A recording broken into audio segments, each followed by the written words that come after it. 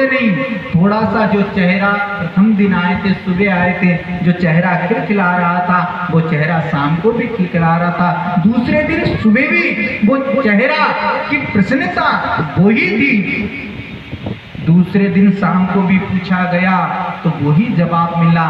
तीसरे दिन भी ऐसे 3 दिन तक श्री सुखदेव जी महाराज द्वार पर खड़े रहे, पर जो उनकी प्रसन्नता थी वो वैसी थी वैसी।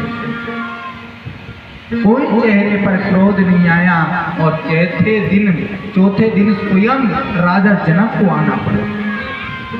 और राजा जनक आए, उन्होंने स्वागत सम्मान किया और सबको इशारे से बता दिया कि भैया इन्होंने क्रोध पर विजयश्री प्राप्त करी।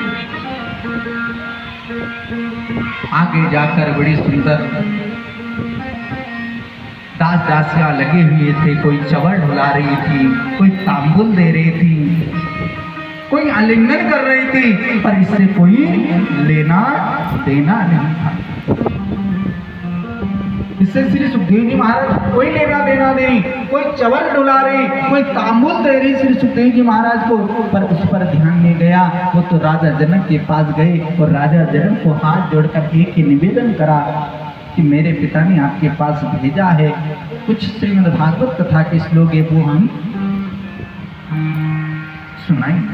तभी राजा जनक स्वयं श्री सुखदेव जी महाराज के चरणों में गिर गए और श्री सुखदेव जी महाराज से कहे, ये तो तुम्हारे पिताजी ने मुझे आदेश दिया था, इसलिए तुम्हारी ये परीक्षा ली थी, तुम इस परीक्षा में पास हुए, तुमने काम पर भी विजयश्री प्राप्त करी और क्रोध पर भी। कभी ऐसे और श्लोक सुनना है तो तुमको तुम्हारे पिताजी के पास में ही जाना पड़ेगा।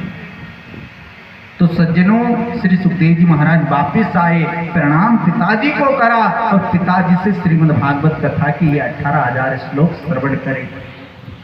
और श्रवण करने के बाद वापिस समाधि में बैठे और उन्होंने पुनः